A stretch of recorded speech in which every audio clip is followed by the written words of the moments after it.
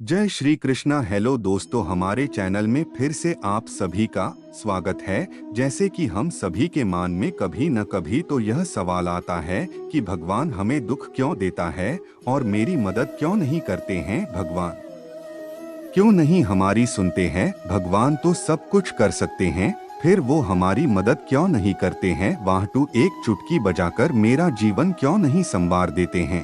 ये जानते हैं इस कहानी के माध्यम से। एक लड़के का जन्म एक रईस घराने में हुआ। ऐशो आराम की सभी सुविधाएं उसके पास थीं। उसको कुछ भी करने की आवश्यकता थी ही नहीं, और वो यह करता भी था, यानी वो कुछ भी नहीं करता था। वह बहुत आलसी था।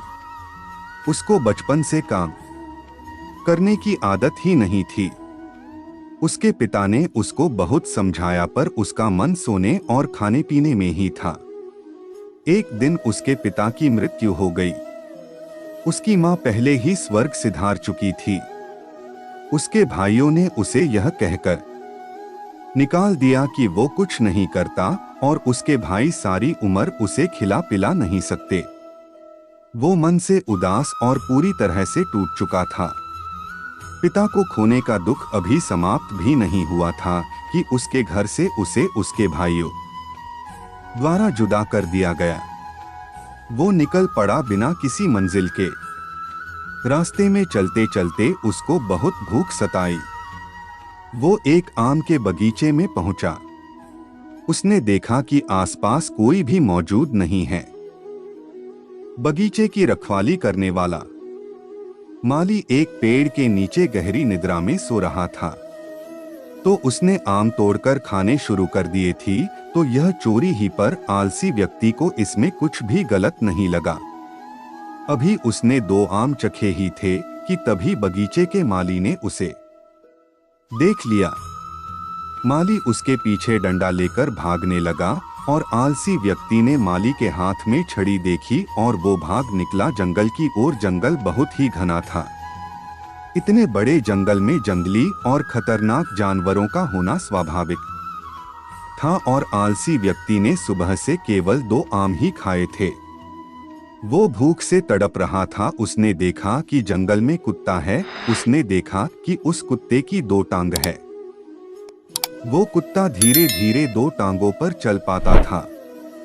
आलसी व्यक्ति उस कुत्ते को देखकर समझ नहीं पाया कि यह कुत्ता जंगली जानवरों के बीच जीवित कैसे रह गया, क्योंकि वह तो बेचारा चल भी नहीं पाता था। इस परिस्थिति में इस कुत्ते का जीवित रहना अपने आप में किसी अजूबे से कम नहीं था। आलसी व्यक्ति यह सब सोच ही रहा था कि उसने एक शेर की दहाड़ने की आवाज को सुना, और आलसी व्यक्ति इस दहाड़ को सुनकर घबरा गया। आलसी व्यक्ति ने आगे की ओर नजर डाली और देखा कि एक शेर उस आलसी व्यक्ति की ओर बढ़ा चला आ रहा है। यह देखकर आलसी व्यक्ति के होश उड़ गए। वह घबराकर एक पेड़ के ऊपर चढ़ गया। पेड़ के ऊपर से आलसी व्यक्ति ने देखा कि शेर बढ़ा चला आ रहा है कुत्ते की ओर। शेर के मुंह में एक मांस का टुकड़ा था।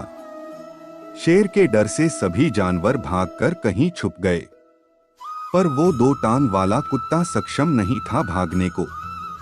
वो बेचारा तो ठीक से चल भी नहीं पा रहा था। भागना तो बहुत दूर की बात है।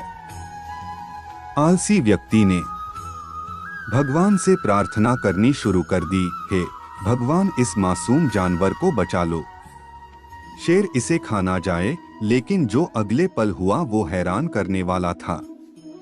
शेर के मुंह में जो मांस का टुकड़ा था उसको वह लंगड़े कुत्ते के पास छोड़कर आगे चल दिया, और आलसी व्यक्ति भगवान के उस चमत्कार को देखकर बहुत प्रसन्न हुआ। आलसी व्यक्ति ने मन ही मन सोचा कि किसी ने उससे कहा था कि भगवान सब कुछ करते हैं, तो उसको तो कुछ भी करने की आवश्यकता ही नहीं। भगवान ने उसको जन्म दिया है तो उसके बारे में कुछ तो सोचा ही होगा। अब उसको लगा उसको बहुत बड़ा ज्ञान प्राप्त हो गया है, और वो जा बैठा पेड़ के नीचे इस प्रतीक्षा में कि भगवान उसके लिए भोजन का इंतजाम करेंगे। कुछ घंटे बीत गए, भगवान ने किसी को नहीं भेजा। आलसी व्यक्ति की नजर बार बार उस व्यक्ति को ढूंढ रही थी जिसको भगवान ने भेजना था उसको खाना खिलाने के लिए, पर कोई नहीं आया।